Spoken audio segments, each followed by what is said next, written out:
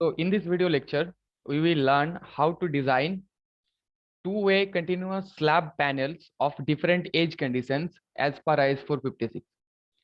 So let's say we have a floor plan, or you can say a roof plan of a building. Now, if we need to design that floor or roof, whatever you want to say it, and if the given data that live load 4 kilonewton per meter square is coming on that floor or the roof, so let's consider it as a floor, and finish the floor finish that is coming 1 kilonewton per meter square, you have to use M25 concrete and Fe415 steel, and let's say mild exposure. So how to design this floor? So at first we have to design it panel wise, to a continuous slab panel wise. So at first we have to identify the similar panels. तो पहले इस grid plan से या फिर floor plan से हमें जो slab panel से, जो सिमिलर स्लैब पैनल से, उसे पहले आइडेंटिफाई करना होगा. तो यहाँ पे देखो वी हैव 9 स्लैब पैनल्स. तो एक एक करके देखते हैं. पहले हम लोग इस H1 को देखते हैं. ओके, तो H1 जो स्लैब पैनल है, इसका एज कंडीशन क्या है? All 4 edges are continuous, right? That means it's an interior panel according to table 26. और एज कंडीशंस कहाँ पे दिया हुआ है? Table 26 page number 91. Last video lecture में इसे पूरा डिटेल में एक्सप्लेन किया गया था. ओके, तो इंटीरियर पैनल देखो, इंटीरियर पैनल एक ही है. नाउ इंटीरियर पैनल का तो हम लोगों को पहले एक टेबल बनाना होगा. टेबल में क्या रहेगा? स्लैब पैनल,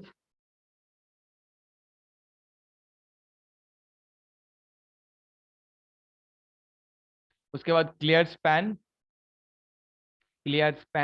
और ये टेबल दूसरा स्लाइड में इन डिटेल लिखा हुआ है, अभी समझ लेते हैं यहाँ से. Clear span, then edge condition,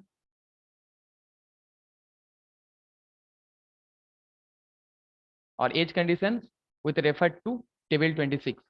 तो यहाँ पे इंटीरियर पैनल एक ही है, S1, एक ही टाइप ऑफ S1 है. देखो बाकी कोई भी पैनल S1 से मैच नहीं होगा. तो इसका जो क्लियर स्पैन है और इनर डायमेंशन है वो कितना है?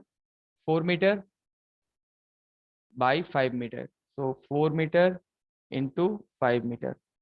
और इसका एज कंडीशन कौन सा है? एज पर table 26 it's an interior panel, और हम लोग लिख सकते हैं all 4 edges are discontinuous, continuous, sorry, all 4 edges are continuous.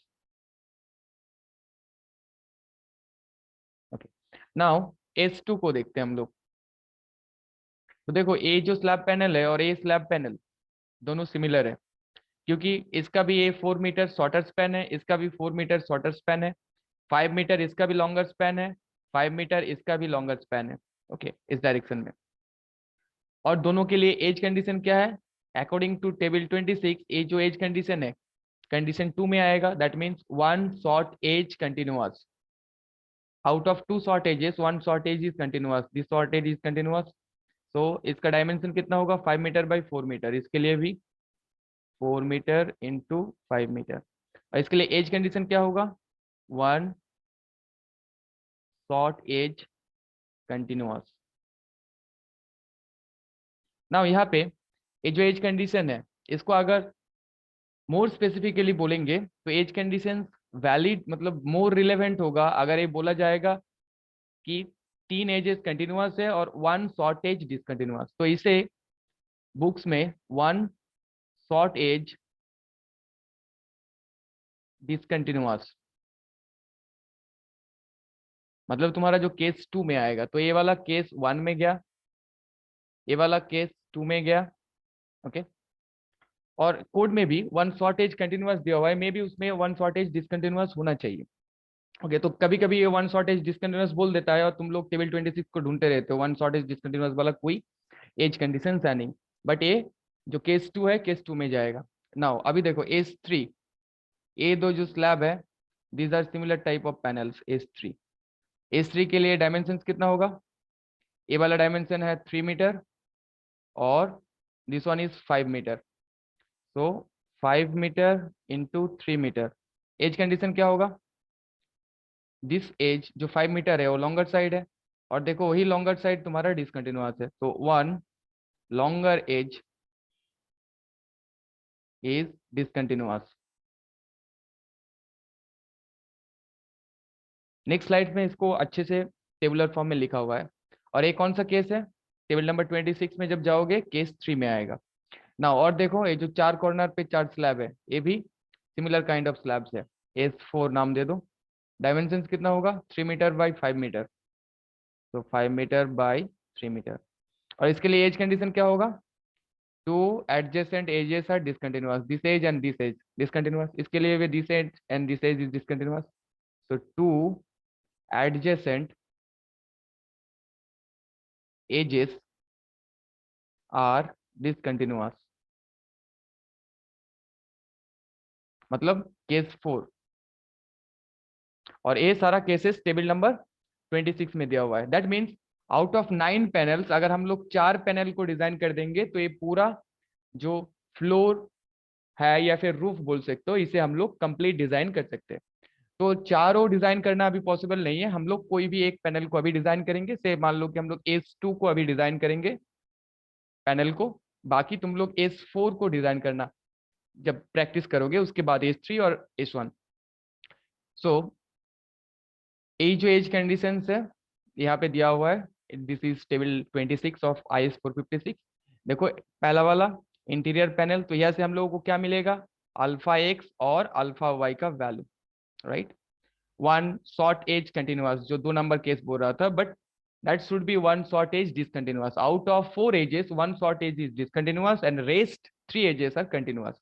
Now one long edge discontinuous and 2 adjacent edges are discontinuous. तो यहाँ से हमें क्या मिल जाएगा, अल्फा एक्स और अल्फा वाई का वैल्यू, पॉजिटिव नेगेटिव। तो हम लोग मोमेंट्स निकाल सकते हैं। तो पहले जब कोई फ्लोर प्लान दिया होगा तो पहले सिमिलर काइंड ऑफ स्लैब्स को आइडेंटिफाई करना और उसे ऐसे टेबुलर फॉर्म में लिख लेना, panel, clear span, edge condition. तो हम लोगों का जो S1 था वो इंटीरियर पैनल था, टेबल 26 में केस 1 में जाएगा। क्यों केस 1 चाहिए हमें, क्योंकि अल्फा एक्स और अल्फा वाई का वैल्यू चाहिए। Now S2 one short edge continuous edge पर टेबल 26, बट इसे कभी कभी वन शॉर्ट एज डिसकंटिन्यूअस भी बोलता है बहुत सारा एग्जाम पर्पस के लिए। और ये वैलिड भी है, one short edge out of 4 edges, one short edge is discontinuous and rest 3 edges are continuous. ऐसे टेबुलर फॉर्म में लिख लेना।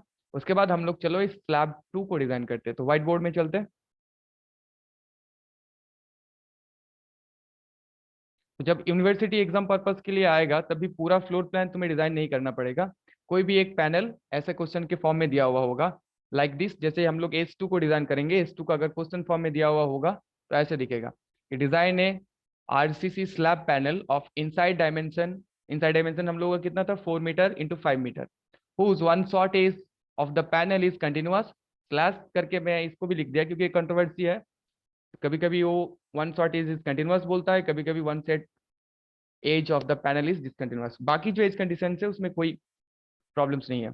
तो the slab panel is restrained, that means you need to design the torsional reinforcement also, and the slab has to carry 4 kilonewton per meter square live load and finish load 1 kilonewton per meter square. Use M20 concrete, Fe415 steel, mild exposure, and the slab is supported by 230 mm walls और beams, कुछ भी बोल सकता है। तो चलो हम लोग स्टेप बाय स्टेप इसे डिजाइन को चालू करते हैं। ओके, तो पहले हम लोग का स्टेप 1, तुम लोग नोट बनाते जाओ।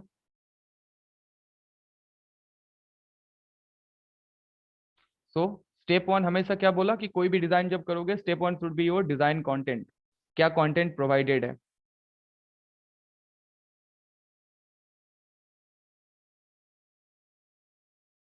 और जब एक्चुअल में तुम लोग डिजाइन करने जाओगे तभी तुम लोगों के पास फ्लोर प्लान्स रहेगा, और फ्लोर प्लान से पहले तुम्हें आइडेंटिफाई करना सीखना होगा कि कौन सा एज कंडीशन के अंडर ये आता है, अदरवाइज तुम प्रॉपरली डिजाइन नहीं कर पाओगे। ओके, सो डिजाइन कंटेंट में क्या दिया हुआ है, हम लोगों का जो इनर डायमेंशन दिया हुआ है LX 4 metre, inner dimension of LY 5 meter. These dimension are clear span. Okay, and live load is given 4 kilonewton per meter square. Finish load is also given 1 kilonewton per meter square. F C K 25 newton पर M M square, F Y 415 newton पर M M square. Okay, so next step should be the depth calculation. तो और पहले, इससे पहले देखो, question में कभी दिया नहीं हुआ है कि which kind of slab is this a one way slab और is this a two way slab. तो पहले देख लो L Y by L X. तो आइडेंटिफाई करने के लिए स्लैब को और डेप्थ निकालने के लिए हम लोग क्लियर स्पैन को यूज करते हैं, क्योंकि तब तक हम लोगों के पास उतना अवेलेबल डेटा होता नहीं है। तो 5/4 इज इक्वल्स टू 1.25 आएगा। That means less than equals to 2, hence it's a two way slab panel. It's a two way slab panel, right? Now next step, step 2, the depth calculation. तो flexural, कोई भी flexural member हो, slab हो, beam हो, footing हो, stair हो, depth is the important part. तो depth calculation,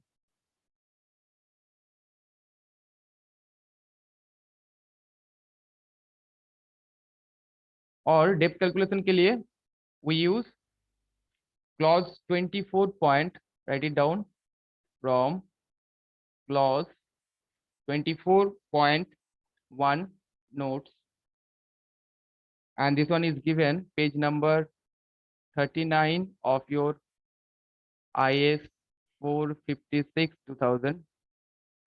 So we generally I refer this clause.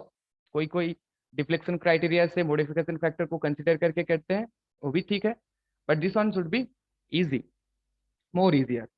सो इस क्लॉज में जो दिया हुआ है, तो क्विकली हम लोग उस क्लॉज को एक बार देख लेते हैं।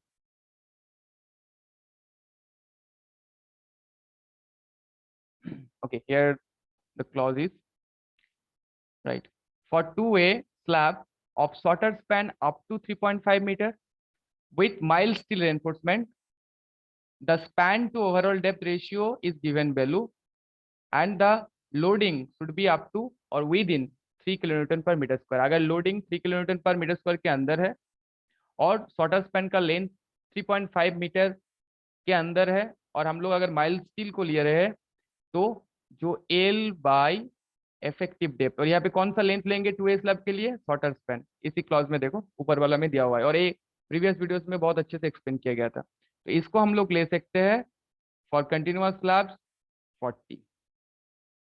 नाउ कब ले सकते हैं, ओनली अगर तुम्हारा शॉर्टर स्पैन का लेंथ अप टू 4 मीटर है और जो लोडिंग आ रहा है वो 3 किलोन्यूटन पर मीटर स्क्वायर में रहेगा। बट हम लोगों के केस में क्या है कि शॉर्टर स्पैन का लेंथ 4 मीटर है, that is that means greater than 3.5 meter, और लाइव लोड ही 4 किलोन्यूटन पर मीटर स्क्वायर है, that means that is also greater than 3.5, और sorry 3 kilonewton per meter square. So हम लोग 40 कंसिडर नहीं करेंगे, कुछ कम कंसिडर करेंगे। कितना कंसिडर करेंगे, L X by D is equals to से 35। नाउ ये था माइल्ड स्टील के लिए। अगर हम लोग for high strength deformed bars Fe415 और उसके ऊपर वाला ग्रेड को यूज कर रहे हैं, तो this value should be multiplied by 0.8। तो एल बाई डी हम लोग का हो जाएगा मल्टीप्लाइड बाई 0.8, जितना आएगा that will be the value of L by D. Okay, now let's go to the,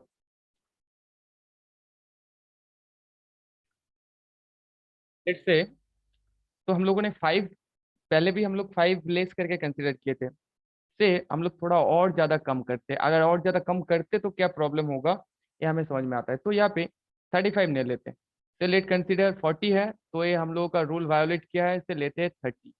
सो ये डिजाइन के साथ साथ ये भी सीख जाओगे कि ज्यादा कम या ज्यादा अगर एक्स्ट्रा ले लिया तो क्या प्रॉब्लम होगा। सो लेट से हम लोग 30 कंसिडर करेंगे, थोड़ा कम, तो देखोगे हम लोगों का जो डेप्थ निकलेगा वो ज्यादा डेप्थ निकलेगा, बट उतना डेप्थ हमें चाहिए होगा नहीं। तो ये दोनों साइमल्टेनियसली सीखते जाएंगे। तो यहाँ पे 30 कंसिडर कर लेते हैं, तो 30 multiplied by 0.8 that will comes as 24।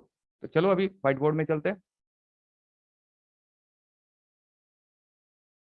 Okay, तो इस क्लॉज से हमें क्या मिला कि for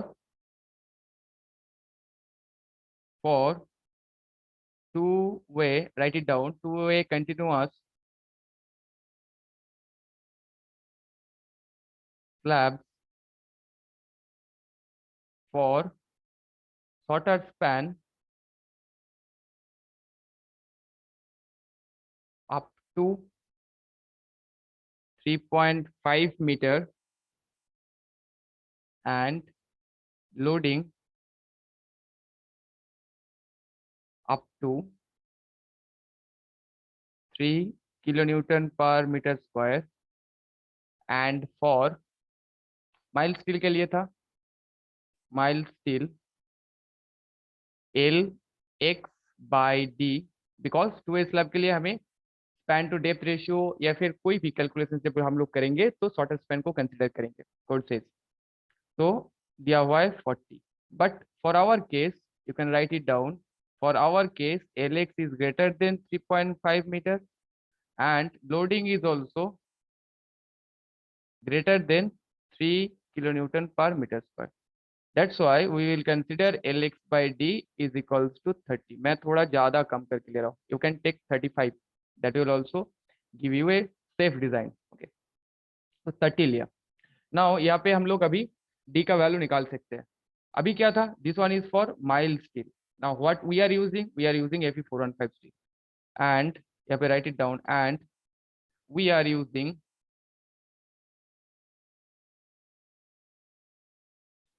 Fe415 steel. Now Lx by capital D or overall depth should be equals to this value should be multiplied by 0.8. So 0.8 multiplied by 30. So that comes as 24. Now we can easily calculate the depth value. So Lx कितना था 4 metre. तो initially हम लोग depth calculation के लिए clear span को ही consider करेंगे क्योंकि ये प्रिलिमिनरी कैलकुलेशन है और डेप्थ को हम लोग ऐसे भी बढ़ा के लेते हैं थोड़ा सा और हम लोगों के पास अवेलेबल डेटा है नहीं इफेक्टिव लेंथ निकालने के लिए डेप्थ चाहिए होगा. ओके सो Lx का वैल्यू था 4 meter that mean 4000 mm divided by D is equals to 24. So D will be equals to near about the value will come as 166.67 mm. So consider कर लो let provide D is equals to round figure में 170 mm. Now हमें चाहिए effective depth. So effective depth along x direction and also we need the effective depth along x direction. So अगर हम लोग एक cross section को देखेंगे and if that is the x directional reinforcement red one and if we have blue ones the y directional reinforcement obviously x directional reinforcement नीचे पहले बिछाया जाएगा फिर y directional reinforcement that's why x directional enforcement नीचे दिख रहा है. तो हमारे पास क्या है ओवरऑल डेप्थ दी है. नाउ हमें चाहिए effective depth along X direction और एक्स डायरेक्शनल जो इफेक्टिव डेप्थ होता है dx उसी को हम लोग actual effective depth of the slab मानते हैं क्योंकि वही इफेक्टिव डेप्थ सबसे ज्यादा होता है. तो ये निकालने के लिए दो चीज चाहिए reinforcement dia. So let provide 10 mm से 10 mm डाया बार्स एज दोनों डायरेक्शन में 10 mm देते हैं as shorter and longer directional reinforcement.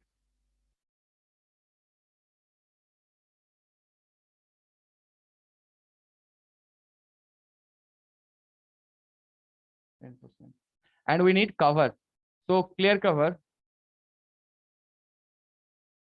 और कवर हमें कहाँ से मिलेगा फ्रॉम टेबल 16. बहुत बार इसे एक्सप्लेन किया हो for mild exposure.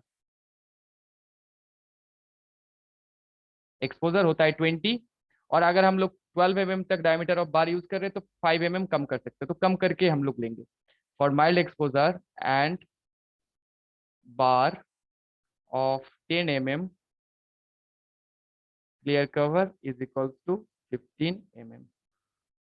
Already table 16 में जाओ माइल एक्सपोजर के लिए दिया हुआ है 20 mm और नीचे नोट में लिखा हुआ है कि for main reinforcement bar up to 12 mm we can reduce the clear cover by 5 mm। Reduce करने से क्या फायदा होगा, कंक्रीट थोड़ा सा बचेगा। अगर with in the permissible limit हम लोग किसी कवर को कम कर सकते हैं, with in the permissible limit, तो अकॉर्डिंग टू कोड तो कम कर सकते हैं अगर इकोनॉमिकल होगा। तो अभी हम लोगों को डी एक्स मिल जाएगा, डेप्थ अलोंग एक्स डायरेक्शन। तो D X will be equals to 170 minus 15 that is the cover minus 10/2,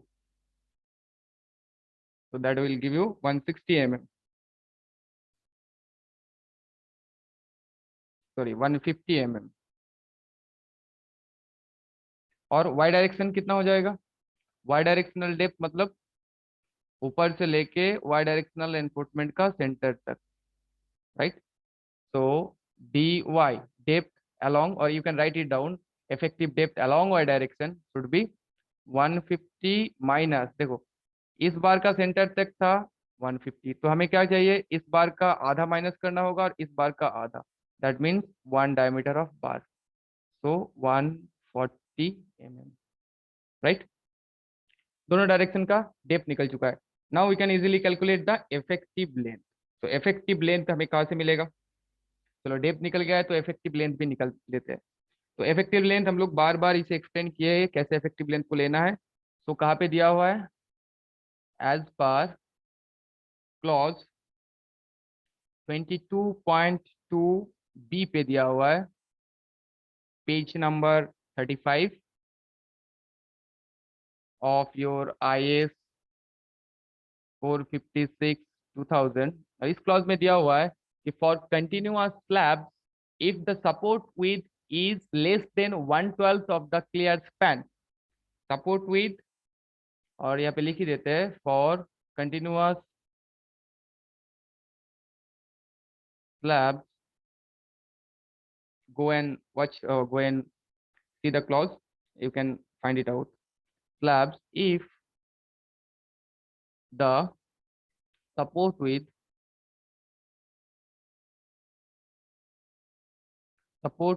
is less than 1/12 of clear span, then the effective span should be equals to, जैसे था simply supported के लिए minimum of clear span plus effective depth और centre to centre distance. अभी देखो यहाँ पे support with कितना दिया हुआ है 230 mm और 1/12 ऑफ क्लियर स्पैन, अगर हम लोग मिनिमम क्लियर स्पैन को ही लेंगे से 4 मीटर, तो 4000 mm कितना आएगा ये 338 पॉइंट समथिंग आएगा, 330 और 333.33 आएगा, 333.3 mm। That means your support with is less then 1/12 of clear span, that means ये इसको फॉलो कर रहा है, राइट।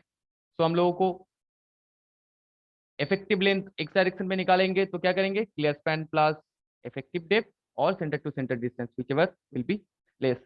सो निकाल लेते हैं effective length along X direction, write it down, effective length along X direction be specific करेंगे हम लोग, ओके, इस डिजाइन को। तो LX हो जाएगा, क्लियर स्पैन कितना है 4 meter plus effective depth along X direction DX कितना था, और पूरा लिखो minimum of 4 plus center to centre distance कितना होगा, ए मेरा पैनल था, दोनों साइड में था क्या सपोर्ट, तो सेंटर टू सेंटर डिस्टेंस हो जाएगा clear span plus half of support with इस साइड के लिए, हाफ ऑफ सपोर्ट विद इस साइड के लिए, that means 0.23। So 4 plus DX का वैल्यू 0.15 और ए हो जाएगा 4.23, तो ऑब्वियसली मिनिमम कौन सा होगा 4.15 मीटर। तो effective length along X direction मिला। ना effective length along Y direction, तो LY effective length along Y direction कितना हो जाएगा, minimum of clear span plus effective depth along Y direction, अगर मोर स्पेसिफिकली करेंगे तो effective depth along Y direction. अभी तुम लोग वाई डायरेक्शन डेप्थ को करोगे तो ठीक है, अगर एक्स डायरेक्शनल डेप्थ को भी लेके करोगे तो कोई प्रॉब्लम नहीं, क्योंकि तो 10 mm डिफरेंस में कोई नहीं जाता है, और actual depth of the slab is taken as the depth along the shorter span. तो यहाँ पे हम लोग जब कर रहे तो प्रॉपरली करते हैं, सेंटर टू सेंटर डिस्टेंस, तो clear span plus support with,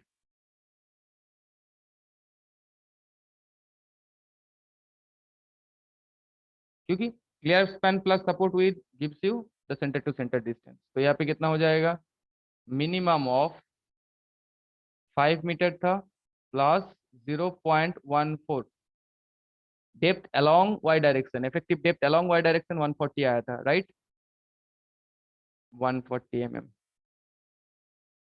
और 5 प्लस 0.23, तो ऑब्वियसली हो गया कितना, L Y is equals to 5.14 and L X 4.15। अभी एल वाई जरूरी नहीं होता है, क्योंकि हम लोग बाकी जितना भी कैलकुलेट करेंगे और कैलकुलेशन करेंगे based on L x, shorter span, right. Okay, तो ये मिल चुका है। नाउ हमें क्या चाहिए होगा, now we need to calculate the loads. So next step should be the load calculation. तो step 3, go to step 3, load calculation.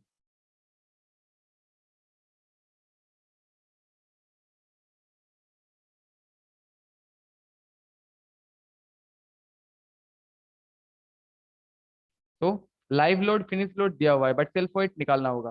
तो पहले यहाँ पे कंसिडर कर लो for 1 metre width of slab, क्योंकि 1 मीटर विद ऑफ स्लैब को लेके ही डिजाइन करेंगे। पहले ही कंसिडर कर लेते तो kilo newton per meter square में नहीं आएगा, और मोमेंट कैलकुलेशन के टाइम पे तुम्हें kilo newton meter per meter लिखने की जरूरत नहीं पड़ेगा। For 1 metre width of slab, तो पहले डेड लोड निकालना है, डेड लोड। और डेड लोड के अंदर पहले क्या आएगा, एक नंबर पे सेल्फ वेट। तुम लोग पूरा लिखना, मैं छोटा छोटा एब्रीविएटेड फॉर्म में लिख रहा हूँ। Self weight, self weight of the slab कितना हो जाएगा, 1 मीटर ऑफ स्लैब के लिए चाहिए, तो 1 meter multiplied by overall depth कितना था, 170 mm। तो मीटर में कर लिया, into unit weight of RCC 25 आएगा किलो न्यूटन पर मीटर। तो calculate it, will give you 4.25 kilo newton per meter. दूसरा क्या चाहिए, फिनिश लोड। तो फिनिश लोड भी 1 मीटर के लिए निकाल लेते हैं, 1 into 1, that means 1 kilo newton per metre. तो टोटल डेड लोड कितना हो जाएगा, total dead load will be 5.25 kilo newton per metre. Now B, live load चाहिए, लाइव लोड पर 1 मीटर के लिए निकाल लेते हैं, तो कितना हो जाएगा, 1 किलो न्यूटन, और सॉरी 1 नहीं दिया हुआ था, 4 दिया हुआ था, 4 kilo newton per metre, kilo newton per meter square into 1 metre, तो 4 kilo newton per metre. In total load कितना हो जाएगा, टोटल, और ये कौन सा लोड है, characteristic load, total characteristic load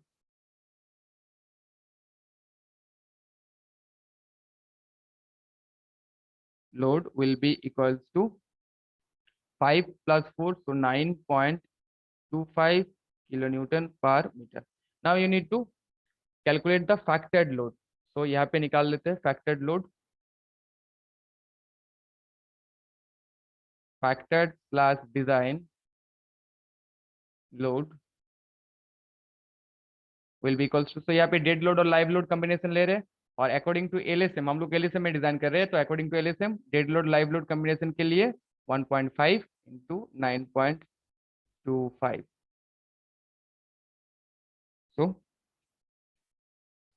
ये आएगा 13 so W is equals to 13.875 kilo newton per metre. Now इस लोड के अकॉर्डिंग तुम्हें पूरा डिजाइन को फर्दर प्रोसीड करना है। W is equals to 13.875 kilo newton meter. तो अभी हम लोगों को next step should be our shear force and bending moment calculation. तो इस लोड को लेके करना होगा, और इफेक्टिव लेंथ को लेके। लोड मिल चुका है, इफेक्टिव लेंथ मिल चुका है, एज कंडीशंस पता है। नाउ बेंडिंग मोमेंट निकालो, चलो। स्टेप, कौन सा स्टेप हो जाएगा, स्टेप 4।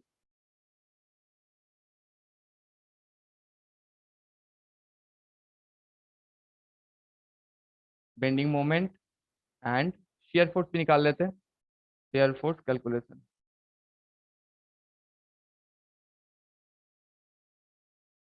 ओके, सो हमें बेंडिंग मोमेंट और shear फोर्स कैलकुलेशन करने से पहले हमें चाहिए क्या, बेंडिंग मोमेंट कोएफिशिएंट का वैल्यू, और कोएफिशिएंट का वैल्यू डिपेंड करता है L Y by L X ratio के ऊपर। तो इफेक्टिव स्पैन का रेशियो हमें चाहिए, सो 5.15, सॉरी 5.14, एक्चुअल जो निकला था उसी को लेके करते हैं, 5.14 divided by effective length along x direction 5.15, so this will comes as 1.24। और एज कंडीशन क्या है, एंड एज कंडीशन केस 2, और केस 2 क्या था, वन शॉर्ट एज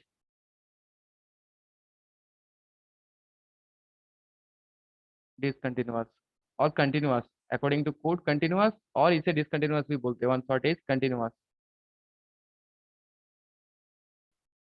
तो अभी हमें अल्फा एक्स और अल्फा वाई का वैल्यू चाहिए, तो एक बार कोड में जाकर देखते हैं। 1.24 के आसपास हम लोग अभी इंटरपोलेट नहीं करेंगे, क्योंकि ऑलरेडी हम लोग लास्ट वीडियोस में इंटरपोलेशन सीख चुके हैं। तो डायरेक्टली नियरेस्ट एक वैल्यू लेंगे और डिजाइन को प्रोसीड करेंगे। So go to table 26, here the table 26। Okay, now इस टेबल में देखो हम लोगों के एज कंडीशन के लिए और L Y by L X ratio, तो हम लोगों का L Y by L X ratio निकला था 1.24। 1.24 नहीं है तो 1.3 को डायरेक्टली हम लोग कंसिडर करेंगे, और हम लोग का एज कंडीशन था 2 नंबर वाला, one short edge continuous.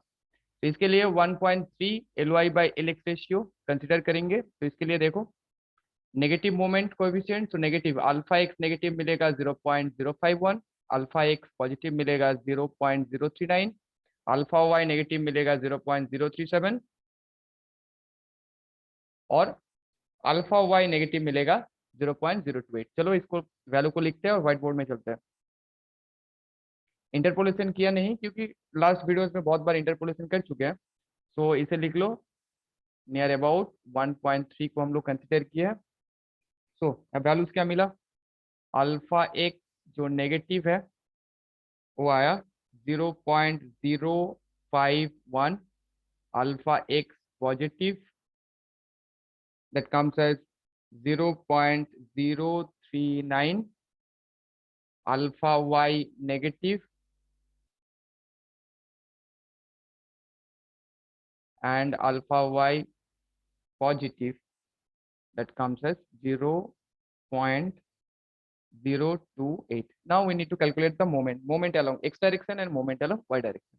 So at first calculate the moment along shorter span, bending moment along shorter direction.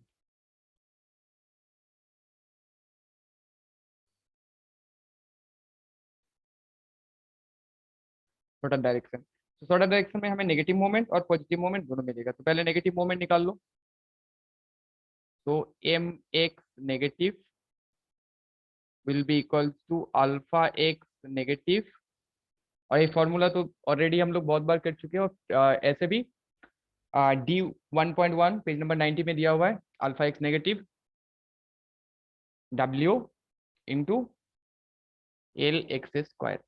तो अल्फा एक्स नेगेटिव का वैल्यू था 0.051, load 13.875, effective span along x direction 4.15 square kilonewton meter. So this value will come as 12.18 kilonewton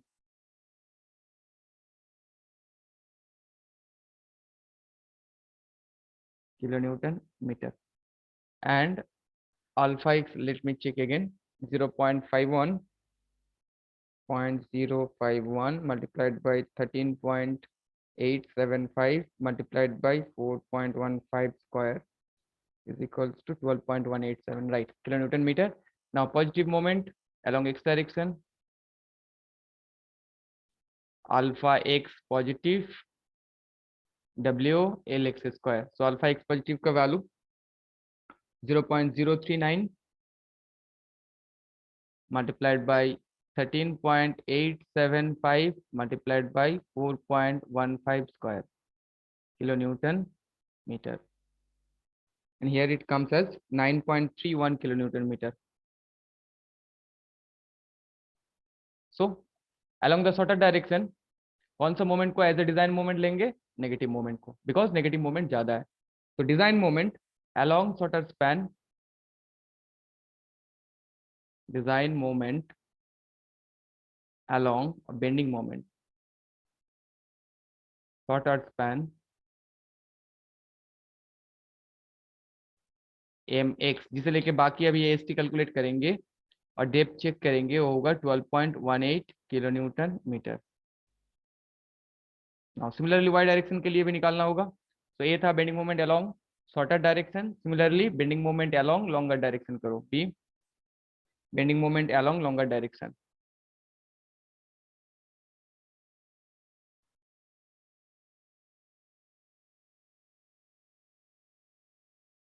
similarly M Y negative निकालो, क्योंकि दोनों direction में load distribute हो रहा है. So we need to provide the reinforcement और design the reinforcement in both the directions.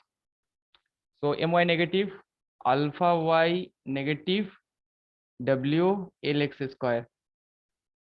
Page number 90 में formulas दिया हुआ है, और सिंपली सपोर्टेड केस के लिए हम लोगों ने इस फॉर्मूलाज को डिराइव भी किया था. लास्ट वीडियो लेक्चर में मिलेगा आप लोगों को. तो negative is equals to alpha Y negative का वैल्यू था 0.037 W 13.875 into LX 4.15 square kilonewton meter, and this comes as 8.84 kilonewton meter. This is MY negative. Now MY positive निकालना होगा. So alpha Y positive W L X square. Alpha Y positive value was 0.2028 into 13.875 into 4.15 square kilonewton meter. So that comes as 6 point something, 6.69 kilonewton meter. So design moment, design bending moment along longer direction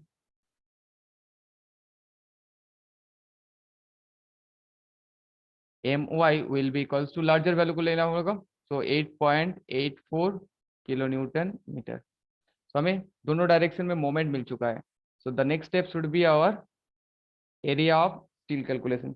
So let's go to that slide quickly. अच्छा, shear force निकाल लेते हैं. shear force, तो shear force अभी हम लोग maximum को consider कर लेते हैं. Okay, so v is equals to w lx by 2. से सिंपली सपोर्ट केस है लाइक दिस. अगर पैनल को देखेंगे तो maximum W L by two ही आ पाएगा, तो हम लोग मैक्सिमम को लेंगे. अदरवाइज जो सिंपली सपोर्टेड केस के लिए करा था W into R T power 4 divided by 1 plus R T power 4 into L X by 2, उसमें भी कर सकते हो. बट उसमें क्या होगा, शेयर फोर्स का वैल्यू कम हो जाएगा. हम लोग मैक्सिमम को ही चेक करके देख लेते हैं. तो डब्ल्यू का वैल्यू है कितना, 13.875 इंटू 4.15 बाई 2, 28.79 किलो न्यूटन. सो इतना शेयर फोर्स के लिए हमें शेयर चेक देखना होगा. और शेयर चेक स्लैब के लिए इंपॉर्टेंट नहीं है. क्यों? क्योंकि उतना शेयर स्ट्रेस कभी भी स्लैब में जनरेट नहीं होता है. ओके, तो शेयर गया ना, हमें रेनफोर्समेंट चाहिए. तो reinforcement step, what should be this step? Step 5.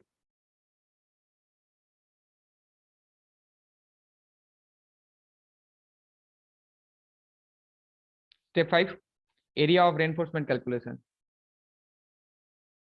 Area of reinforcement calculation.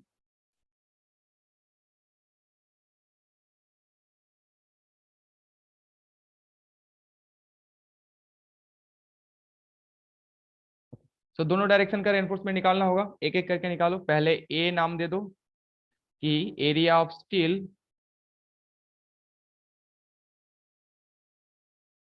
along shorter direction.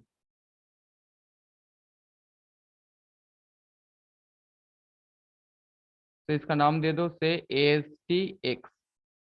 Okay, सो इसको समझने के लिए थोड़ा सा हम लोग एक प्लान को ड्रॉ कर लेते हैं। ओके, नाउ से this direction is LY and if this direction is LX। तो हम लोग क्या करेंगे, अकॉर्ड शॉर्टर स्पैन में हम लोग एक 1 मीटर ऑफ विथ को कंसिडर करेंगे और उस 1 मीटर ऑफ विथ के लिए we will proceed the design. Okay, so 1 meter of width को कंसिडर किया यहाँ पे। ये जो यहाँ पे बी लिया, ये जो विथ लिया, इस विथ इज से B is equals to 1000 mm 1 meter.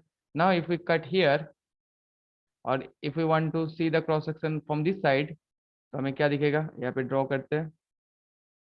और लेट्स से एक्स डायरेक्शनल जो रेनफोर्समेंट है, से एक्स डायरेक्शनल जो रेनफोर्समेंट है उसे हम लोग रेड कलर से देते हैं, और वाई डायरेक्शनल जो रेनफोर्समेंट है वो ब्लू कलर का है। ठीक है, Y directional reinforcement blue colour का, ब्लू कलर का। तो यहाँ पे जब हम लोग क्रॉस सेक्शन को देखेंगे तो क्या दिखेगा, नीचे दिखेगा एक्स डायरेक्शनल रेनफोर्समेंट एंड ऊपर दिखेगा Y directional reinforcement. Y directional reinforcement the blue ones. तो हम लोग निकाल रहे हैं एक्स डायरेक्शनल रेनफोर्समेंट, तो हमें एक्स डायरेक्शनल डेप्थ चाहिए यहाँ से लेके रेड रेनफोर्समेंट का सेंटर तक dx, और dx का value we have 150 mm and b is equals to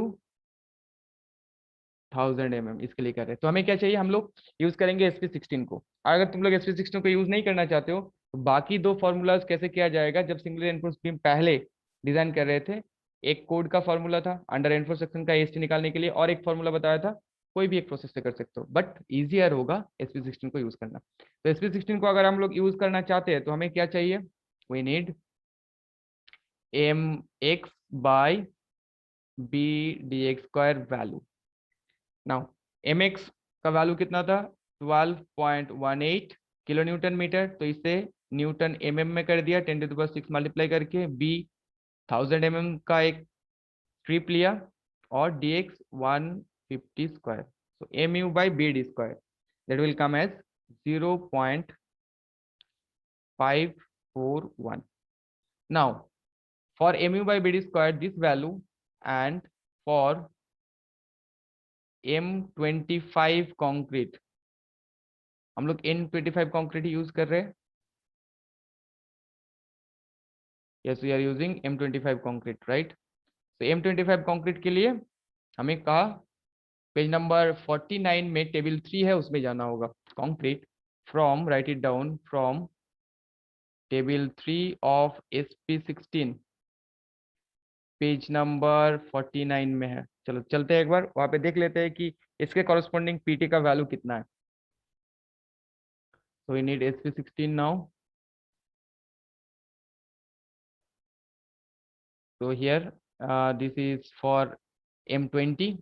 जो टेबल 2 है M20 के लिए है, और टेबल 3 देखो M25 के लिए है। तो M25 पेज नंबर 49 पे है। नाउ हम लोगों का जो mu बाई BD स्क्वायर का वैल्यू आया, कितना आया था, 0.541। तो 54 तो नहीं है, 55 है, इस वैल्यू को लेंगे। तो 55 के कॉरेस्पॉन्डिंग Fe415 स्टील के लिए PT का वैल्यू कितना दिया हुआ है, 0.154, 0.156, सॉरी 0.156। तो इस वैल्यू को लो और चलो व्हाइट बोर्ड में चलते हैं।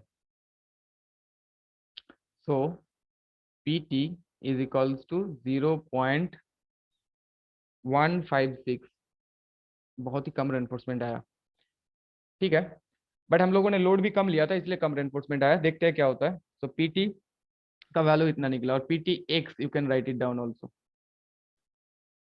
नाउ AST, PT का मतलब हम लोग जानते हैं ASTX by BDX into 100 is equals to 0.156।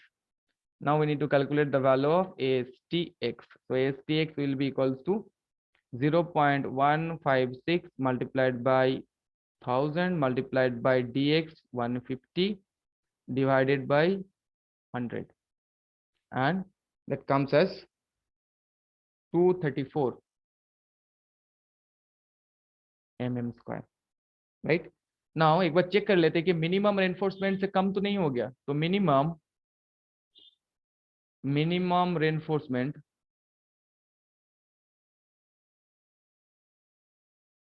As per IS 456 2000 कितना था AST minimum? Yes, 0.12% of gross cross sectional area. तो 0.12% नीचे 100 डाल दिया into B into overall depth. So B कितना है 1000 इंटू ओवरऑल डेप्थ हम लोगों ने कितना कंसिडर किया था 170, and that comes as 204 mm²।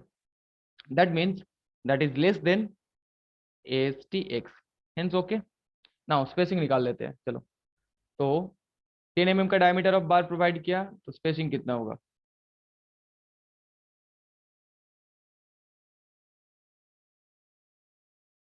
एक मीटर स्ट्रिप में कर रहे हैं तो length of the strip 1 meter. AST निकला है 234 डिवाइडेड बाय 5/4 इंटू 10²। तो नीचे क्या किया हम लोगों ने, टोटल AST से एक डायमीटर ऑफ और एक बार का क्रॉस सेक्शनल एरिया डिवाइड कर दिया, मतलब हमें नंबर ऑफ बार्स मिल गया।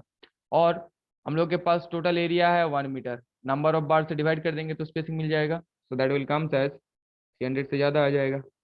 Yes, 335.64 mm। तो मैक्सिमम स्पेसिंग का क्राइटेरिया क्या है? मैक्सिमम स्पेसिंग एज पर कौन सा क्लॉज में दिया हुआ है? याद करके बताओ कौन सा क्लॉज में दिया हुआ है? Clause 26.3.3b। कौन सा पेज में है? पेज नंबर 46 में है ऑफ योर IS 456। क्या है? Maximum spacing will be equals to minimum of, अगर हम लोग क्रीप और टेम्परेचर को कंसिडर नहीं कर रहे और यहाँ पे नहीं कर रहे, 3D और 300 mm। So minimum of 3D, so dx इस डायरेक्शनल x डायरेक्शनल निकाल रहे हैं, तो obviously 3 into 150 will be more than 300 mm। सो हमें 300 mm तो प्रोवाइड करना ही है। तो चलो 300 mm भी प्रोवाइड कर देते हैं। तुम लोग 250 कोई 200 भी प्रोवाइड कर सकते हो, बट स्टील ज्यादा लगेगा तो हम लोग एक्सट्रीम कंडीशन को लेते हैं, 300 को प्रोवाइड कर देते हैं। So let provide 10 mm dia bars at the rate 300 mm। Actual case में क्या करते हैं, अगर एक्चुअल ड्राइंग देते तो इसे और भी कम कर देते हैं 250 या 200, थोड़ा रेनफोर्समेंट ज्यादा लगे but that will be more safe. Okay, but that reinforcement should be with in the limit, और इतना भी ज्यादा नहीं कर सकते कि वो ओवर रेनफोर्स सेक्शन बन जाए। तो let provide 10 mm dia bars at the rate 300 center along x direction. तो जो रेनफोर्समेंट आया था 234, वहां से स्पेसिंग निकला था 335, बट हम लोगों ने स्पेसिंग को कम कर दिया, मतलब रेनफोर्समेंट को बढ़ा दिया। देखो पहले स्पेसिंग था, से मान लो कि 1 मीटर है, पहले स्पेसिंग था 400 mm करके। तो मान लो कि ये है 1 मीटर का है और 200 mm करके स्पेसिंग है, तो पहले हम लोगों को बार कितना लगेगा? अभी मैंने क्या किया, स्पेसिंग को और कम कर दिया। जितना स्पेसिंग को कम करोगे नंबर ऑफ बार उतना बढ़ेगा, मतलब AST उतना बढ़ेगा। तो यहाँ पे हम लोगों को एक्चुअल कितना AST प्रोवाइड किया वो चाहिए, क्योंकि डिफ्लेक्शन चेक के लिए वो AST प्रोवाइडेड चाहिए होगा। तो AST एक्स प्रोवाइडेड कितना प्रोवाइड कर रहे हैं, जब स्पेसिंग को कम कर दिया मतलब AST को बढ़ा दिया, प्रोवाइडेड कितना हो जाएगा? स्पेसिंग कितना दिया था हम लोगों ने 300 mm, और 1 मीटर के लिए कैलकुलेट कर रहे, तो 1 मीटर डिवाइडेड बाय स्पेसिंग, तो क्या मिला? नंबर ऑफ बार, एक नंबर ऑफ बार, और नंबर ऑफ बार से हम लोग एक बार का क्रॉस सेक्शनल एरिया मल्टीप्लाई कर देंगे, राइट। तो मिल जाएगा हमें एरिया ऑफ टोटल स्टील। से मान लो कि पहले हम लोग के पास 1 मीटर जगह है और 300 mm सेंटर टू सेंटर बार बिछाएंगे, तो कितना नंबर ऑफ बार लगेगा? 1000 डिवाइडेड बाई 300 +1 करना पड़ेगा, बट इस केस में नहीं चाहिए, अप्रोक्सीमेट कर रहे हैं, राइट। तो नंबर ऑफ बार्स मिल गया, मान लो कि हमें चाहिए 3 नंबर ऑफ बार्स, और 3 नंबर ऑफ बार्स को एक नंबर ऑफ बार का क्रॉस सेक्शनल एरिया से मल्टीप्लाई कर दोगे तो मिल जाएगा टोटल एज। तो इतना mm²। तो कैलकुलेट करो, आ रहा है 261.79 mm²। ये चाहिए हमें AST एक्स प्रोवाइडेड, क्योंकि बाकी जितना भी कैलकुलेशन होगा इस प्रोवाइड कितना किया उसके ऊपर होगा, राइट। तो एक्स डायरेक्शनल का रेनफोर्समेंट निकल चुका है, नाउ वाई डायरेक्शनल रेनफोर्समेंट निकालना होगा। तो बी पॉइंट दो, सिमिलर से करना होगा, area of steel along Y direction,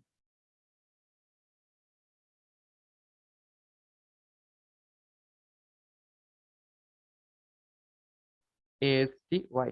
similarly इसको समझने के लिए और एक स्ट्रिप कंसिडर कर लो, right. Now say ALY, this one is LX। हम लोग इस डायरेक्शन में 1 मीटर ऑफ विद एक स्ट्रिप लेंगे, B is equals to 1 meter, और से हम लोग यहाँ से क्रॉस सेक्शन को काट के इधर से देख रहे हैं तो क्या दिखेगा हम लोगों को।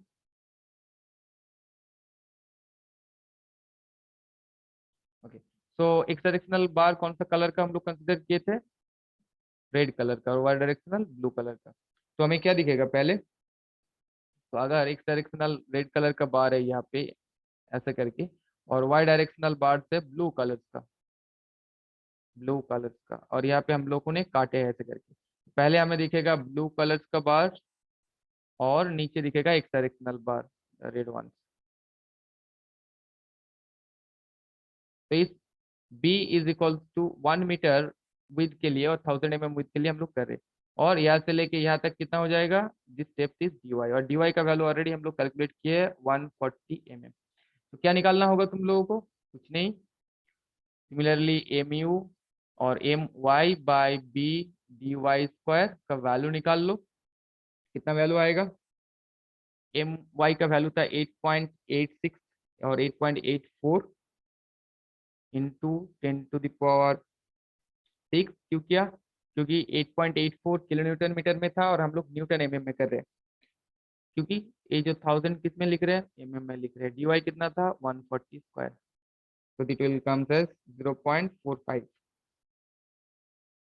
सिमिलरली वही टेबल में जाना होगा क्योंकि सेम कंक्रीट है और सेम चीज है, तो लिखो for M20 concrete, Fe415 steel, and for M/BD² is equals to 0.45 from table 3 SP16।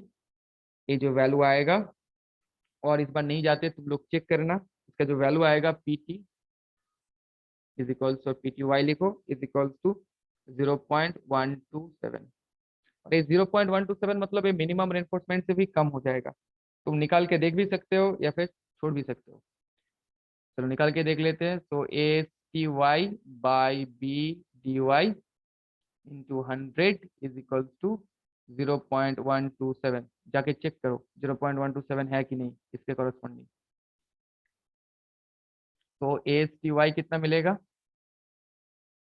Is equals to, अगर हम लोग कैलकुलेट करेंगे तो this will comes as 177.8 mm²।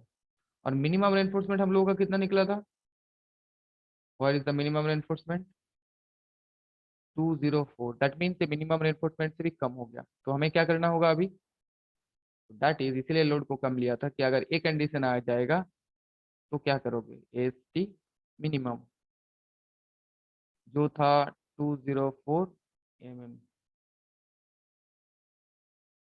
तो what we should do, provide minimum reinforcement. अगर ऐसा कंडीशन आ गया minimum reinforcement से भी कम, तो let provide AST minimum as ASTY is equals to 204, right. तो स्पेसिंग निकाल के देख लो कि स्पेसिंग कितना हो रहा है,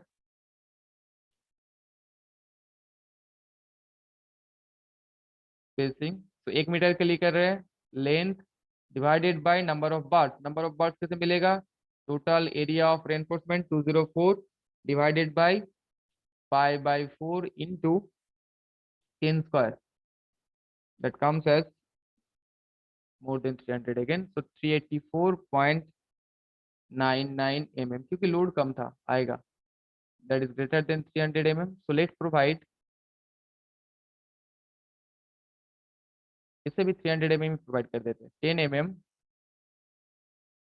dia bars as longer directional bars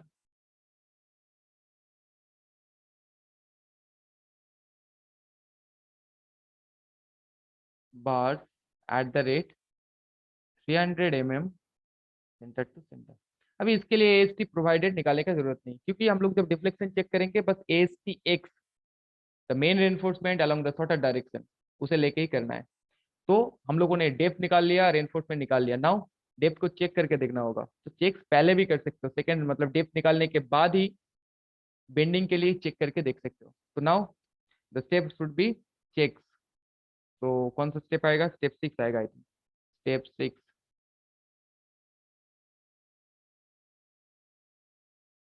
check. पहला चेक,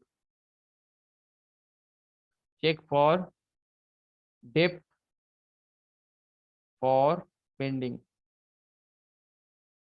हम लोगों ने जो डेप्थ निकाला, जो डेप्थ कैलकुलेट किए थे हम लोगों ने, वो एक L बाई डी रेशियो के ऊपर एजम करके निकाला था. बट जो बेंडिंग मोमेंट आ रहा है उस मोमेंट को रेजिस्ट करने के लिए कितना डेप्थ चाहिए उसे चेक करना होगा. बेंडिंग मोमेंट हम लोग कौन सा बेंडिंग मोमेंट को डेप्थ चेक करने के लिए लेंगे? जो हायर बेंडिंग मोमेंट है, मतलब X directional bending moment value. So M X is equals to, हम लोग के पास फॉर्मूला है, बैलेंस सेक्शन वाला फॉर्मूला लगाओ, पेज नंबर 96 वाला, 0.36 X U max by D 1 minus 0.42 X U max by D F C K B D square. Now X U max by D for Fe415 still 0.48, तो बिठाओगे तो मिलेगा 0.138 F C K B D square. और इसे याद भी रख सकते हो कि फॉर Fe415 स्टिल जो M X is equal to balance condition के लिए जो मोमेंट का फॉर्मूला होता है 0.138 F C K B D square. तो हमें चाहिए डी का वैल्यू, तो D will be equal to under root of M X. M X क्यों ले रहे हैं? क्योंकि एक्स डायरेक्शनल मोमेंट सबसे ज्यादा है. अगर उस मोमेंट को इस डेप्थ झेल लिया तो बाकी डायरेक्शनल मोमेंट को भी झेल लेगा. तो 0.138 into F C K into B. Values बिठाओ. एम एक्स का वैल्यू कितना था? 12.18. 12.18 into 10 to the power 6, because we are making it in a unit of Newton mm. 0.138 into FCK 25 into 1000.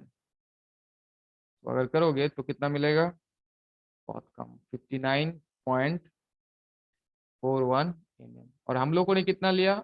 150 mm. और एक क्यों हुआ? क्योंकि मैंने पहले ही जो एजम्पशन लिया था 40 था, मैंने डायरेक्टली 30 ले लिया. तो क्या हुआ कि बेंडिंग मोमेंट रोकने के लिए बस हमें बस 60 mm डेप्थ देते तो चल जाता. मतलब हम लोग अगर 100 mm भी करते तो भी वेल एंड गुड, बट ज्यादा लिया तो फिर क्या करेंगे? नेक्स्ट जो हम लोग स्टेप करेंगे और नेक्स्ट साइकिल करेंगे, उस साइकिल में हम लोग डेप्थ को L बाई डी रेशियो को मैं थोड़ा ज्यादा करके लूंगा, राइट. और यहाँ से हम नहीं तो फिर इस जगह से 59 है तो लगभग मैं 100 mm को कंसिडर कर लूंगा. तो ऐसे डिजाइन किया जाता है. बट एग्जाम पर्पज के लिए you just need to so it this is safe. तो ये सेफ है, well and good. Now bending के लिए तो हेंस, हेंस यहाँ पे लिखो, hence the slab is safe against bending. Okay. Now next check.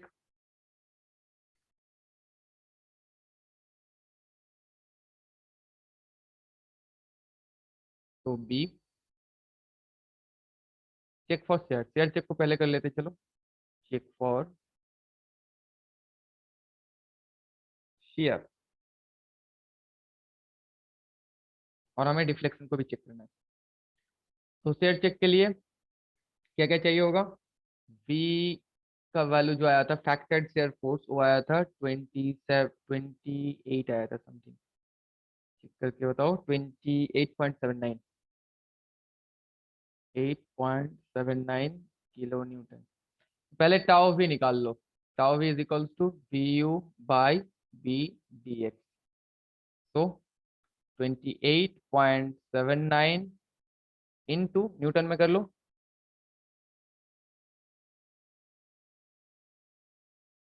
D X 150 newton पर एम एम स्क्वायर। तो that will comes as 0.19 newton पर M M square. That means इस शेयर फोर्स की वजह से स्लैब में इतना शेयर स्ट्रेस डेवलप हो रहा है। अभी देखना पड़ेगा स्लैब का डिजाइन शेयर कैरिंग कैपेसिटी कितना है। तो पहले हमें पीटी चाहिए होगा, तो पीटी एक्स जो प्रोवाइड किया है उसी वैल्यू को निकालना होगा। प्रोवाइड, तो प्रोवाइड हम लोगों ने कितना किया था, ए एस टी प्रोवाइडेड। तो लिखो A S T provided by B D x into 100। तो 261.79 into 100 by into 150 M M square. तो नाउ कैलकुलेट करके बताओ कि इसका वैल्यू कितना आ रहा है। 0.175 पी टी एक्स। इसी पी टी एक्स को लेके शेयर चेक भी करना है और डिफ्लेक्शन चेक भी, क्योंकि प्रोवाइड जितना कर रहे हैं उसी को लेके करना होगा। तो पी टी एक्स निकल गया। M25 कॉन्क्रीट है, तो हम लोग क्या करेंगे, टेबल 19 में चलेंगे। तो फ्रॉम टेबल 19, तो टेबल 19 पे चलते हैं एक बार।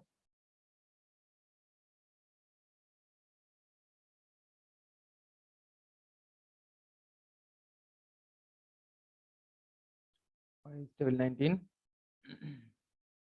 Yes yes. तो हम लोगों का पी टी एक्स कितना निकला था, 0.17, राइट, 175। तो इंटरपोलेट नहीं करेंगे, डायरेक्टली हम लोग नियरेस्ट वैल्यू को लेंगे। तो 0.25 के लिए कंसिडर करो। और M25 कॉन्क्रीट है, M25 कॉन्क्रीट एंड 0.25 इसके लिए कितना हो रहा है, 0.36, राइट। तो 0.36 टाउ सी का वैल्यू। बट स्लैब के लिए डिजाइन शेयर स्ट्रेंथ कितना होता है, कहाँ पे मिलेगा हम लोगों को, clause 40.2.1। For solid slab the design share capacity should be tau के सी, के टाउ सी।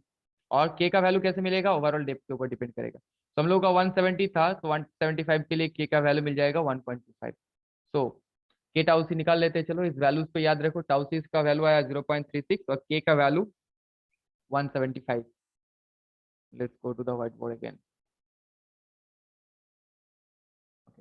तो फ्रॉम टेबल 19 किस किस के लिए ले रहे हैं, for, right it down, M25 concrete and P T is equals to 0.25 के लिए हम लोग कंसिडर किए। टाउ सी का वैल्यू है, और टेबल 19 ऑफ IS 456 2000। तो टाउ सी का वैल्यू कितना आया था, tau C is equals to 0.36 newton पर एम एम स्क्वायर। और स्लैब के लिए from clause, right it down, 40.2.1.1, page number 72 of IS 456 2000, के इज इक्वल्स टू हम लोगों ने कंसिडर किया 1.25 for 175 mm depth, for depth is equals to 175। So design shear strength,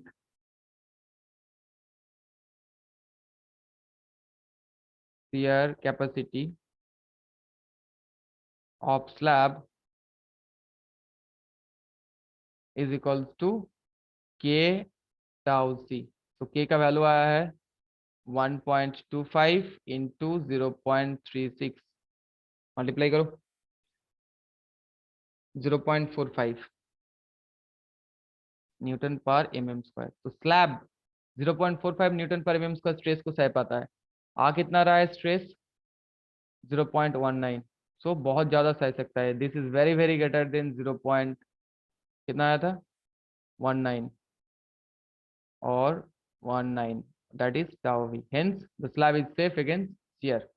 तो शियर के लिए चेक उतना जरूरी नहीं था, फिर भी कर दिया। Hence the slab is safe against shear.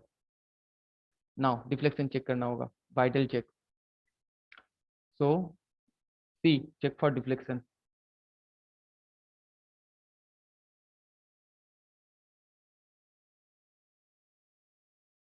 तो डिफ्लेक्शन चेक के लिए हम लोग फिगर 4 को कंसिडर करेंगे। तो उसके लिए हम लोग को डेटा जो चाहिए वो PTX प्रोवाइडेड चाहिए, जो अभी अभी निकला 0.175। ओके, और FS का वैल्यू चाहिए होगा। FS फिगर 4 में क्या था? 0.58 इंटू AST प्रोवाइडेड, और AST required by AST provided, AST required by AST provided into FY। Figure 4 में दिया हुआ है ये सारा कुछ, फिगर 4 पेज नंबर 38। तो ये कितना आता है देखो हम लोगों के लिए? 0.58 इंटू AST रिक्वायर्ड कितना था हम लोगों का? 234 था। प्रोवाइड कितना किया? 261.79 इज इक्वल्स टू और इंटू 415 न्यूटन पर mm स्क्वायर, 215.14 न्यूटन पर mm स्क्वायर। ओके, नाउ चलो अभी फिगर 4 में चलते हैं। Right it down here from figure 4, page number 38 पे है ऑफ IS 456 2000। हमें चाहिए मॉडिफिकेशन फैक्टर का वैल्यू। चलो मॉडिफिकेशन फैक्टर का वैल्यू देख लेते हैं एक बार क्विकली। फिगर 4, हार इज फिगर 4 हियर। सो हम लोगों का पीटी का वैल्यू निकला 0.175, 0.175। और कार्व कौन सा निकला था? 215, मतलब 216 ले सकते हैं। तो 216 मतलब ये जो कार्व होगा वो 240 और 190 के बीच में से जाएगा, इधर से आएगा। ओके, और हम लोगों का जो पीटी का वैल्यू आया है, पीटी का वैल्यू 0.175 मतलब 2 के आसपास। तो यहाँ से जाएगा, सीधा गया और इस कार्व को इंटरसेक्ट कर रहा है यहाँ पे, और जहाँ पे इंटरसेक्ट कर रहा है बस हम लोग को इस साइड पे जाना होगा। तो ऑलमोस्ट 1.9 मॉडिफिकेशन फैक्टर हम लोग लिख सकते हैं 1.9। चलो क्विकली व्हाइट बोर्ड में modification factor is equals to 1.9। Now for continuous slabs, for दूसरे पेज में देखो, for continuous slabs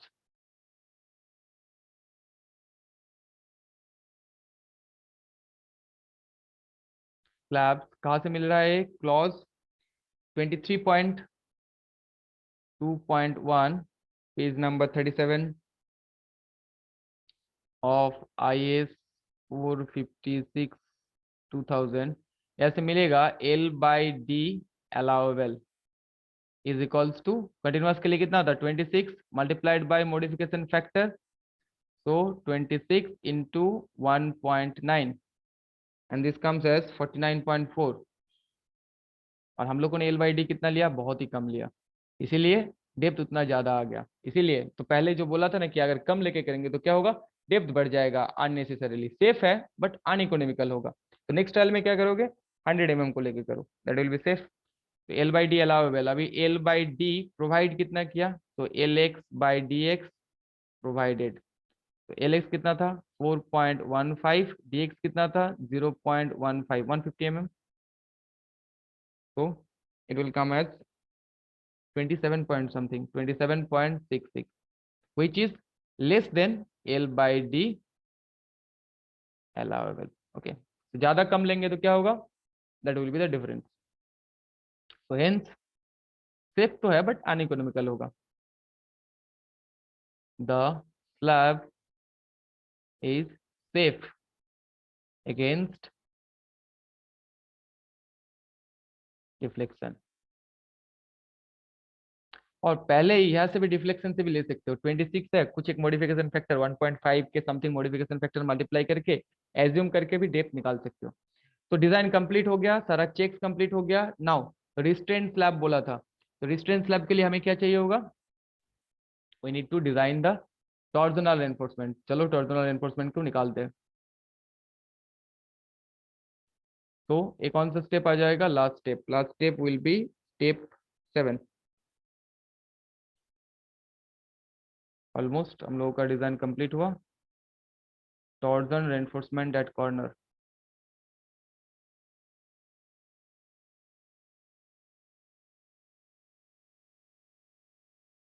eight corner. देखो हम लोग का जो स्लैब पैनल था कैसा था,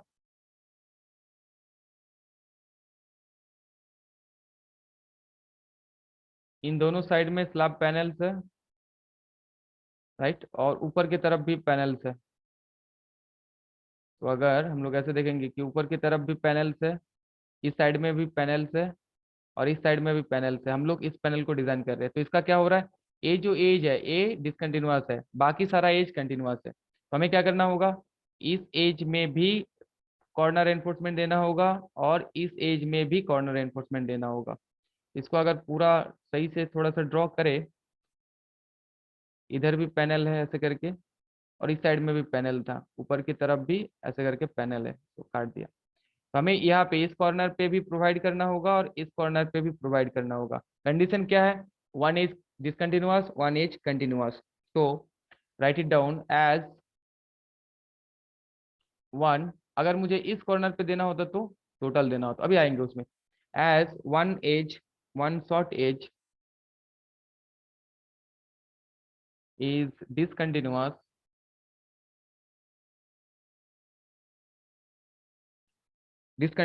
and other edges are continuous,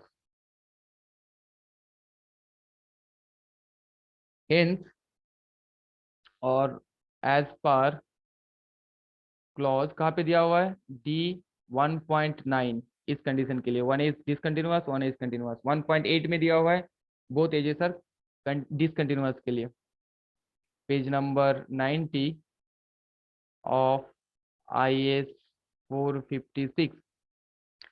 तो इस अकॉर्डिंग हमें क्या करना होगा, इन दोनों कॉर्नर पे प्रोवाइड करना होगा। और पहले लेंथ निकाल लेते हैं, लेंथ ऑफ, और यहाँ पे लिख सकते हो, पूरा कंप्लीट कर लो इस लाइन को, IS 456 the corner reinforcement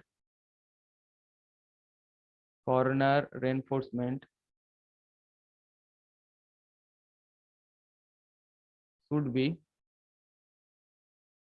provided at discontinuous edges।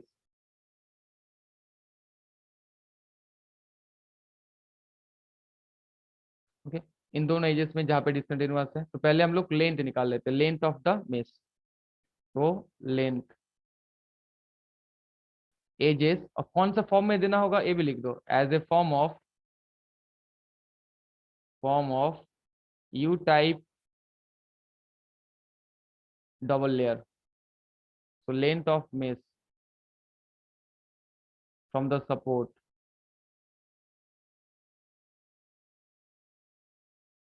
Support से कितना लेंथ होगा, LX/5। ओके, तो LX कितना था 4.15, effective length divided by 5, so that comes as 830 mm, 0.83 metre और 830 mm। सो सपोर्ट से जो मेस का लेंथ होगा बोथ द डायरेक्शन, ये होगा सपोर्ट से, बार बार बोल रहा हूँ, कितना होगा 830 mm। और इस मेस के लिए भी वही 830 mm। डिटेलिंग में देखेंगे, नेक्स्ट वीडियो में हम लोग डिटेलिंग करेंगे पूरा स्लैब के लिए, और क्लियर हो जाएगा। और तो लेंथ मिल गया। नाउ ईच लेयर, 4 लेयर होगा, ऊपर 2 नीचे 2, तो ईच लेयर में कितना रेनफोर्समेंट लगेगा, तो reinforcement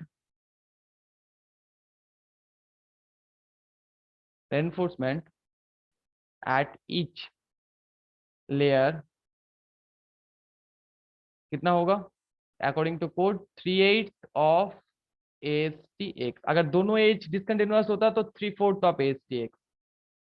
तो 3/8 ऑफ ASTX कितना था 261 जो प्रोवाइड किया है। ऑलवेज प्रोवाइड जो प्रोवाइड किया गया है, क्योंकि जो प्रोवाइड किया उसी के ऊपर ही डिजाइन करना होगा। 261.79 mm²। तो आया है 98.17 mm²। तो इससे बहुत ज्यादा स्पेसिंग निकल जाएगा, तो प्रोवाइड कर दो लेट प्रोवाइड 300 mm। इसका अगर स्पेसिंग निकलेगा निकालोगे तो कितना निकलेगा 500 के ऊपर स्पेसिंग निकलेगा। तो 300 mm स्पेसिंग प्रोवाइड कर दो। लेट प्रोवाइड 8 mm डाया बार एज torsion reinforcement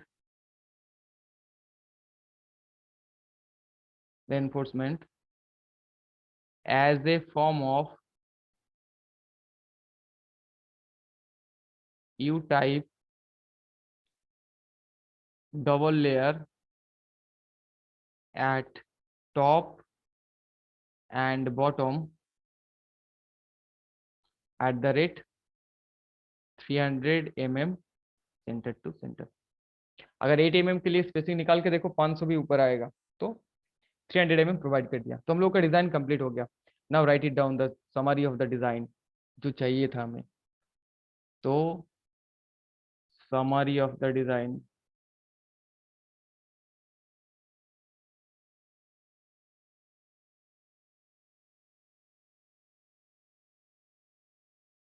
ओके। सो concrete M25 steel 415। देखो एक्चुअल में ये इतना डेप्थ को ज्यादा नहीं देते। नेक्स्ट ट्रायल में 100 mm डेप्थ लेके चेक करके 100 mm को ही कंसिडर कर लेते हैं, या फिर अगर थोड़ा और 90 mm को भी कंसिडर कर सकते हैं, क्योंकि लोड कम है बहुत। बट एग्जाम पर्पज के लिए सेफ दिखा दो, that's all. Now shorter direction enforcement.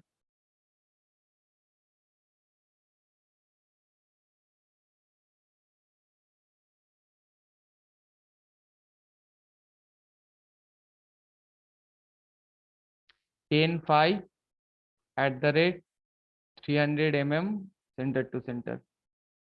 Longer directional enforcement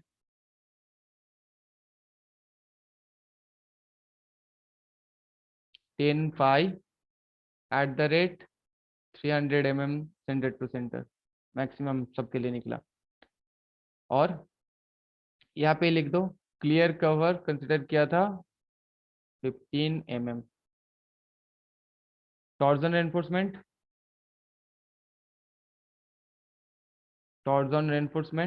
eight discontinuous edges. सारे एजेस में देने का जरूरत नहीं, बस डिसकंटिन्यूअस एजेस में चाहिए।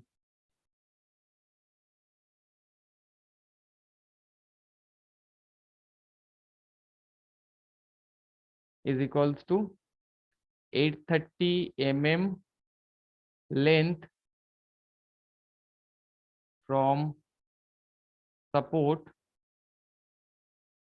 Eight the rate support 8 mm at the rate 300 mm center to center as a form of